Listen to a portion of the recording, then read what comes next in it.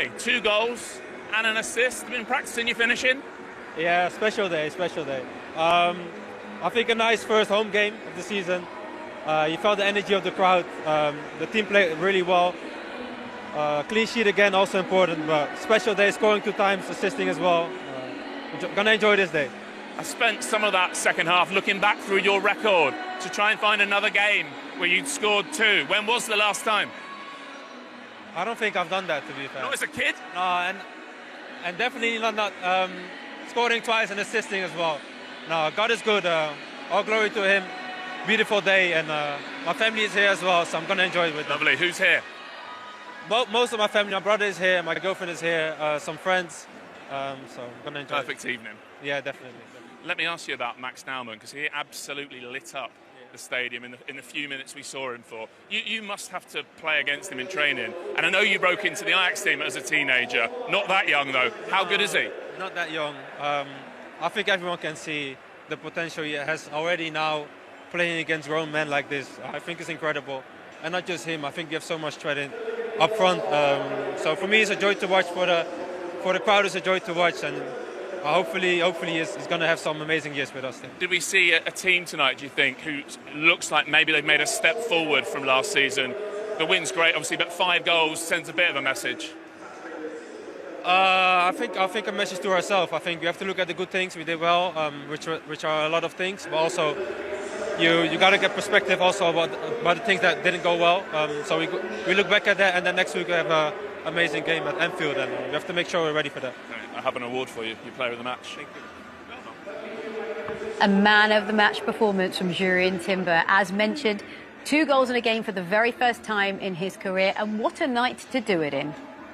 Righty. Yeah. Again, like I said at the start, you know, how important it is. If you're trying to win the Premier League, you have to win all your home games. Leeds coming here off of a decent win at home to Everton in their first game, came to frustrate, and I thought that Arsenal had to be patient. Obviously, the chance what Victor Gyokeres missed early on was a little bit worrying, but then once Arsenal got control, got the set piece going, got the set piece goal, it just looked very run of the mill for Arsenal. It was an easy game for Arsenal in the end. And I think it was really good that Victor Gyokeres got on the score sheet. Talk us through his goal, his first goal. No, yeah, it's very important for him. Ball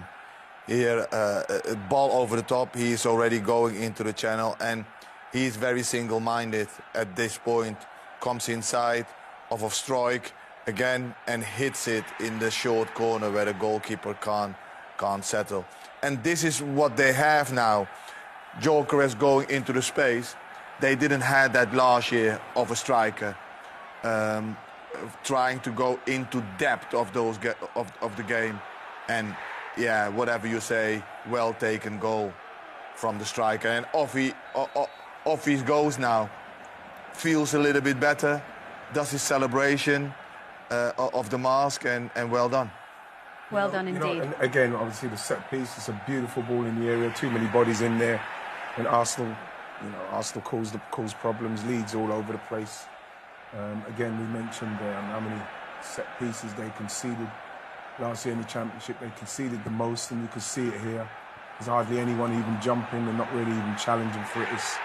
It's poor defending, but again, Arsenal taking full advantage of the fact that they're so very good with their delivery and the bodies in the box. You know? Yeah. Look, Arsenal is very strong in them set pieces.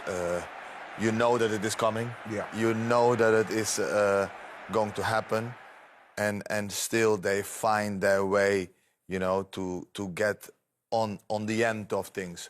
So the delivery is so good. And we've updated the graphic just for you, just behind. Okay. So yes, Arsenal are 33 now. goals from corners since August 2023. Yeah. Does it matter?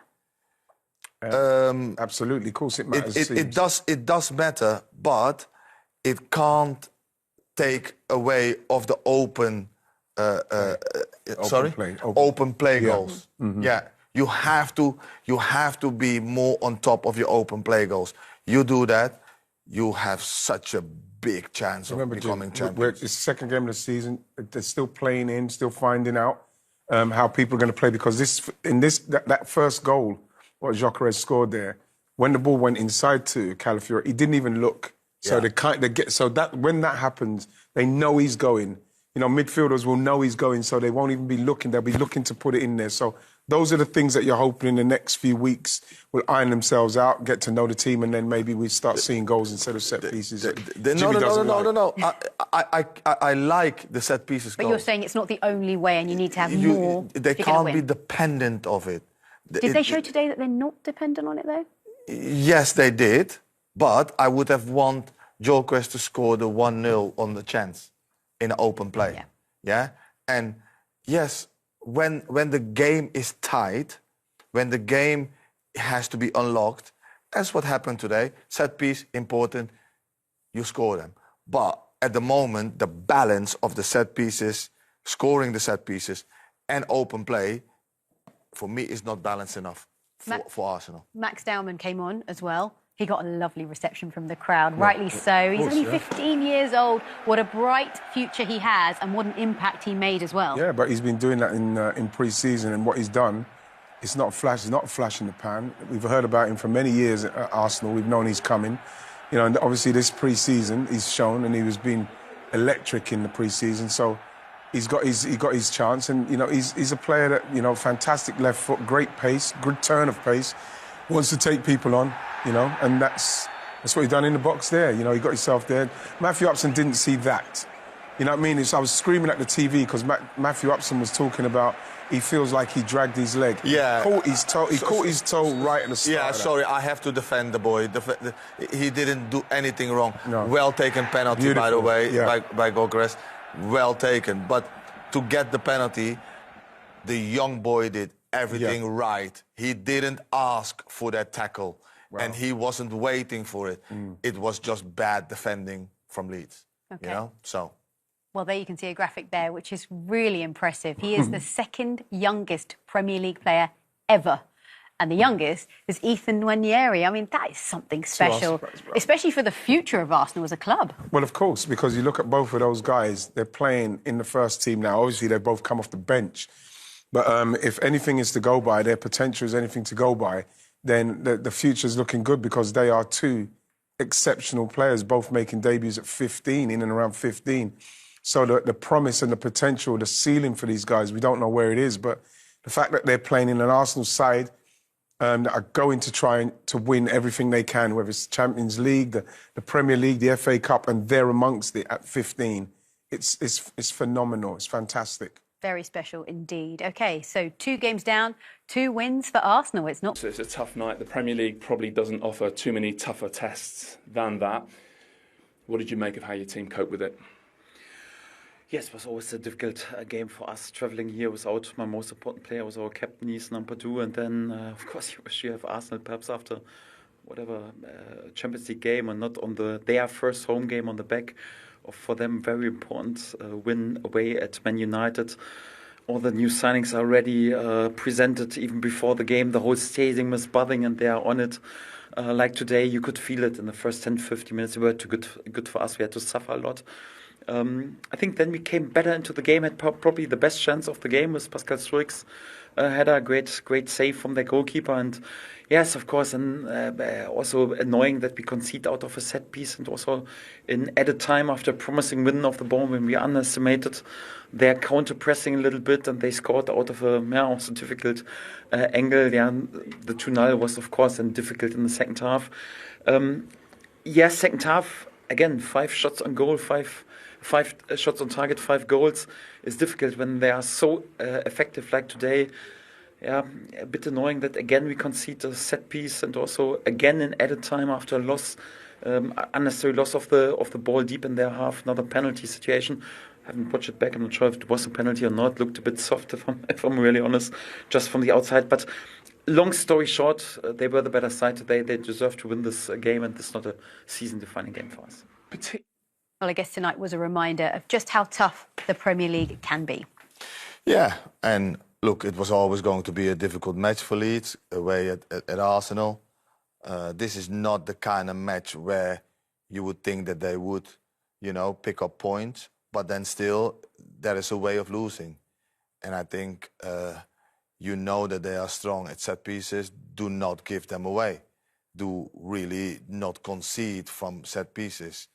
You have brought people in to get better at defending those set pieces.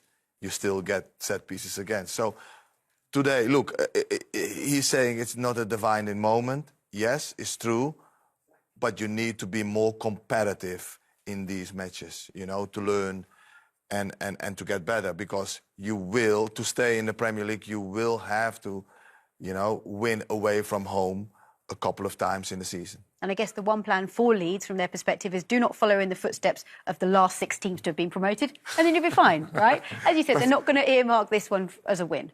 No. That is true, but you want to be competitive. Yeah. And I think they were only competitive until the set piece went in, you know, and then it went like all the plans went a different way, and that was a little bit of pity about it.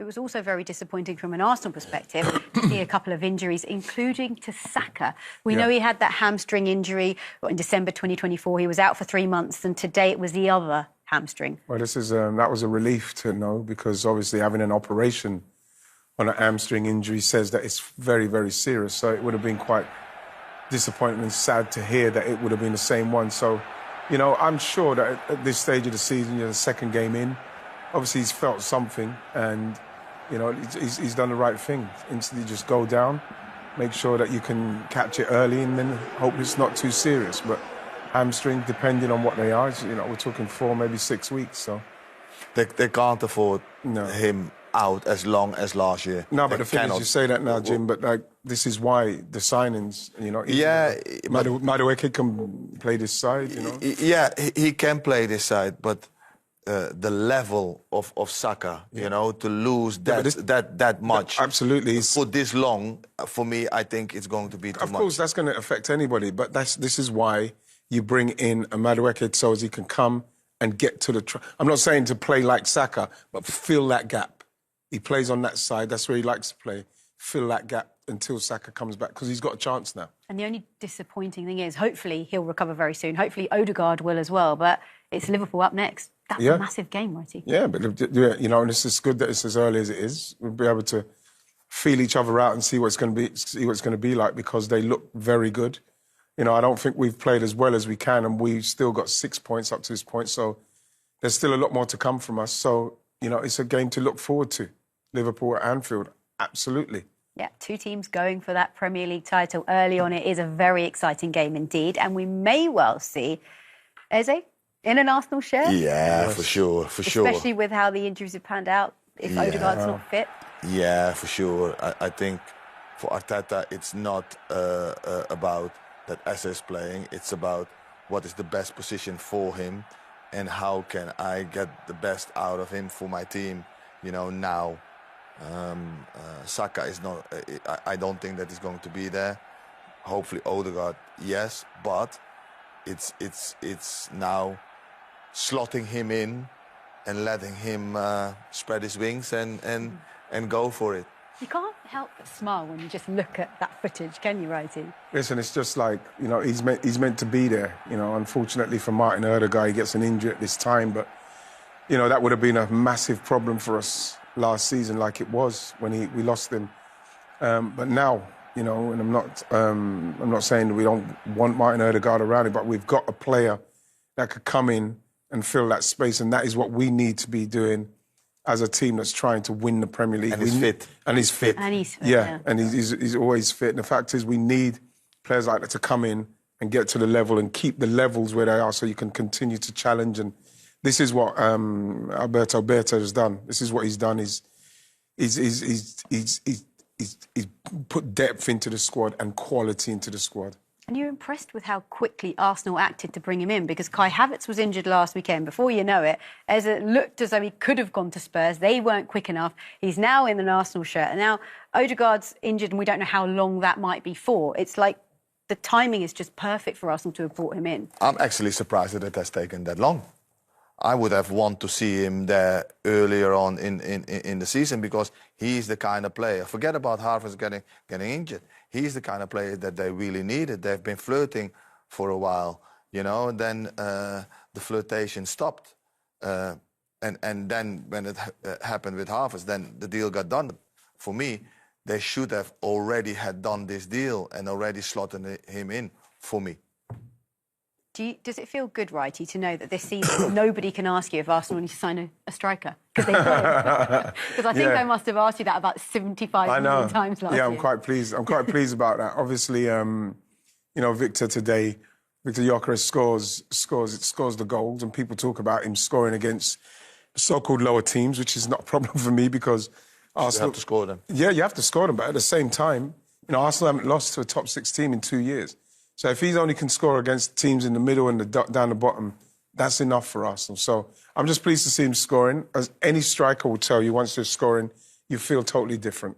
So you're hoping now, you know what I mean, he will just continue to just, like, take his chances like he did today. Now, it is too early to show you all the Premier League table, but I can confirm Arsenal are top of the table, ahead Spurs on goal difference, just to rub it in a bit more. Anyway, on that note, it's time to say goodbye. And we haven't even had a chance to speak about you on Strictly. I thought you were going to